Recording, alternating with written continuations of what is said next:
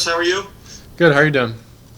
Great, great. I just want to ask you a little bit about the partnership with Ruan out wide, and are decisions made where you guys are "I'll stay, you go," or is there a little bit more X's and O's involved in it? It looks really dangerous, and you guys really look like you're starting to come together, and the partnership looks like it's working well. Can you explain a little bit of that to us? Yeah, I think it's for one, Ruan can bomb up and down that wing, for 90 minutes. He's just got a great, cardio base, so that helps him a lot. And it's just about continuing to develop that connection. I think it's just about reading off of each other. I think that was our second game together on that side, and when he starts to fly down, I can kind of read off of him. It gives me the option to go both ways, whether it go right or cross. So that helps a lot. But with his speed, I think it always kind of scares his opponents for sure. Dealing with that type of speed. So he's definitely really helpful to have out on that wing. Great, thanks, Chris. Next, we'll go to Dave. Hey, Chris, how you doing? Good. How you doing? Good. In a previous call, Wayne Rooney described you as a clever player, and I've known him for 5 years. He never said I was clever. So first of all, how does that make you feel? Wayne Rooney says Chris Durkin is clever, and also if you could just talk about being coached by Wayne and the experience he brings and how that's added to your game. Yeah, I mean, I'm not sure if the first word for me would be clever, but that is cool. No, with Wayne, it's like beat my expectations for sure. I think we have a level of like mutual respect where he knows what he's going to get from me. I give my best every single game. I try 100% for the team, and that's the bare minimum. And he expects that from everybody else. But he's just instilled a level of confidence within myself. He doesn't really care if people make mistakes on the field as long as it's on to the next one. He wants people to enjoy it out there, and you just give everything. And I think that's the type of player I am. And it's been great. I used to watch film of him as a kid and all that, and be inspired by how he used to play. And to be coached by him and to have played with him has been incredible. Yeah, on the radio broadcast, we now describe you as the clever Chris Durkin. So that's your new nickname. What we're seeing is a team that there should be 2 or 3 goals or whatever. That's what our eye test is saying. What does it feel like on the field for you? Because obviously it feels like they're going to come, or is that what you feel as players, or what is it like to be a part of this attacking group? Because it would seem like it would be fun. Yeah, no, it's frustrating because the ball isn't going in the back of the net at some of those points, but also encouraging. I think you kind of look at where we were last season to this season. We have a bunch of good players in the field. I think connections are still continuing to get better. We've been kind of plagued with a little bit of injuries kind of at the start of the season that has been a bit of a bummer, but everybody's starting to come back healthy, which puts more competition within the squad, which is what you want. Good level of training, hard working, and I think we continue to go from there. We're encouraged. We're frustrated that we're not continuing to get the 3 points that we deserve at times, I think, but I do think it's coming if we continue to stay at this level and continue to push. In my eyes, it's about doing a full 90-minute game complete, and it's easier said than done, but too many times this season it's been 70, 80 minutes focused when it's got to be the full 90. Next, we'll go to Dennis. Hey, Chris, thank you for speaking with us. My question to you is, how has the team prepared this week mentally and physically, and what do you believe are the key aspects to beat Columbus? Do you see this as a must-win? Yeah, I think you look at Columbus right now, and they've got a good little run of form going. I think 10 goals in the last 2 games, so they're firing on all cylinders in the attack. And I think it's just doing our best to trying to control them, control the middle of the field where they're very good. They've got a lot of combinations, and obviously Zelleran is a key player for them, so trying to control him as much as possible.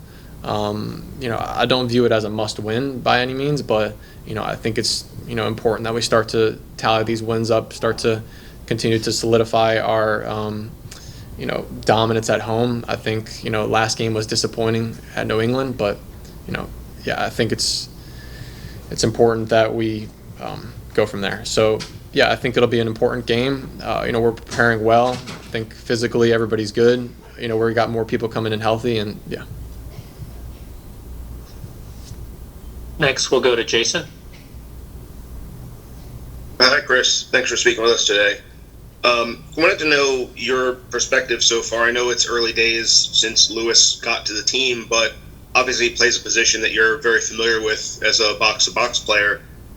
What have you seen out of him in training and in terms of getting those connections started at kind of a weird moment in the season for players to be coming in at 6-7 games in?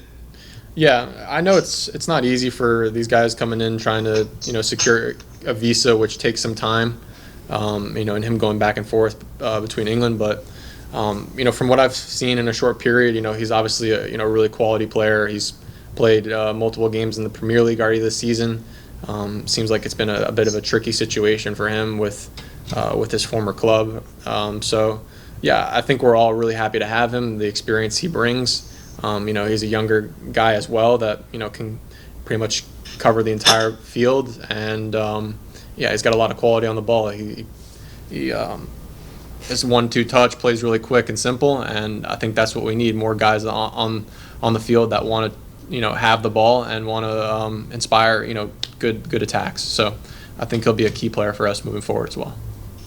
Appreciate it. Thanks, Chris.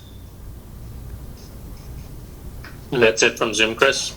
Cool. Thanks. Yeah, I got one. You mentioned the chemistry and trying to build that, and with pieces in and out. How tough is that with the injuries on the defensive side and what you guys have? Yeah, it's not easy to search for that chemistry when you don't have those guys with you. But I do know that it's a tight knit locker room, and I think that is key to have guys under the same understanding. Building those bonds, and I think it translates well to on the field. So I could say that is good, a lot better than last season.